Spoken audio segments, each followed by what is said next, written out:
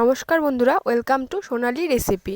আজকে আমি তোমাদের সাথে শেয়ার করব খুবই সহজভাবে নারকেলের পুর দিয়ে পাটিসাপটা রেসিপি।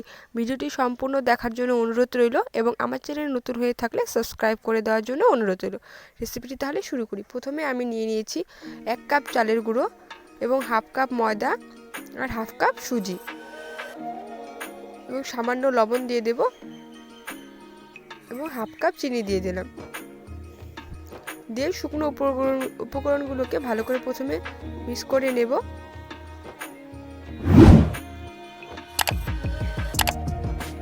শুকনো উপকরণগুলো ভালো করে প্রথমে মিক্স করা হয়ে গেলে অল্প অল্প জল দিয়েই একটা পাতলা ব্যাটার তৈরি করে নেব।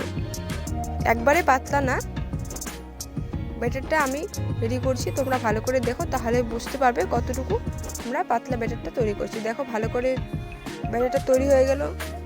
এবার আমরা নারকেলের পুর বানাবো। নারকেলের পুর বানানোর জন্য আমি এখানে 2টা নারকেল গ্রেট করে নিয়েছি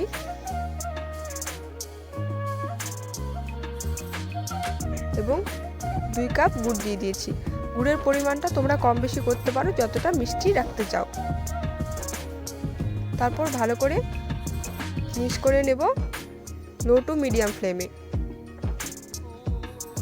আমি এখানে গুড়গুলো অল্প গোটা গোটা রয়েছে, সেই জন্য ভালো করে খুন্তির সাহায্যে ভেঙে দিচ্ছি। তোমরা যদি গ্রেট করা গুড় ব্যবহার করো সেক্ষেত্রে কিন্তু এভাবে ভাঙার প্রয়োজন হবে না, ভালো করে সহজেই মিক্স হয়ে যাবে। তো দেখো ভালো করে নাড়তে নাড়তে দেখো আমাদের নারকেলের পুর কিন্তু একদম তৈরি হয়ে গেছে।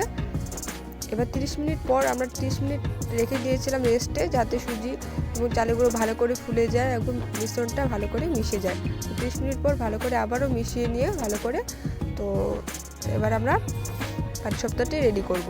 তো তার জন্য আমি এবার আজকে কিন্তু কড়াইতে বানাচ্ছি পাটিসাপটাটি। ভালো করে কড়াইটি গরম করে নিয়ে তেল ভালো করে ব্রাশ করে দিতে হবে এবং একটা হাতার সাহায্যে 1 হাতা বেটার নিয়ে নিয়েছি এবং চারিদিকে ছড়িয়ে দিলাম। এরকম পাতলাই কিন্তু রাখতে হবে, তাহলেই কিন্তু পাটিসাপটাটি একদম পারফেক্ট হবে।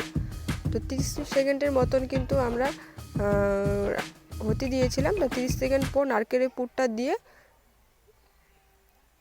এখন ফোল্ড করে নেব। দেখতে পাচ্ছ কি সুন্দরভাবে কিন্তু ফোল্ড হয়ে যাচ্ছে, একটুও কিন্তু কড়াইতে লেগে যাচ্ছে না। খুব সুন্দরভাবে কিন্তু আমাদের একটি পাটিসাপটা তৈরি হয়ে গেল।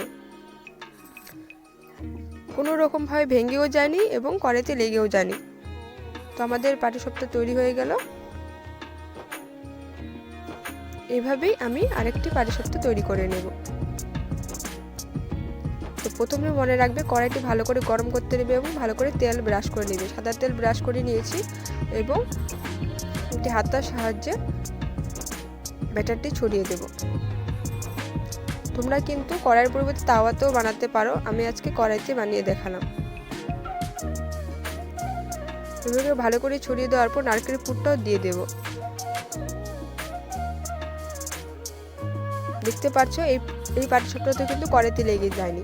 এভাবে করে আমি সব পাটিসাপটাগুলো তৈরি করে নেব। বন্ধুরা, তোমরা আগের মালপোয়া রেসিপিটিতে অনেক অনেক ভালোবাসা দিয়েছো, এভাবেই তোমরা আমার পাশে থেকে আমাকে সাপোর্ট করো। আর আজকের রেসিপিটি যদি ভালো লেগে থাকে প্লিজ একটি লাইক করে দিও এবং ফ্রেন্ডস ফ্যামিলির সাথে শেয়ার করে দিও। আমার চ্যানেলে নতুন হয়ে থাকলে প্লিজ সাবস্ক্রাইব করে দিও এবং পাশে থাকার বেল আইকনটিও প্রেস করে দিও, যাতে আমি নেক্সট নতুন কিছু রেসিপি আপলোড করে তোমরা সবার আগে পেতে পারো এবং সবার আগে দেখতে পারো। তো দেখা হচ্ছে নেক্সট ভিডিওতে নতুন কিছু রেসিপির সাথে। ধন্যবাদ। রেসিপিটি কেমন লাগলো কমেন্ট করে জানিও।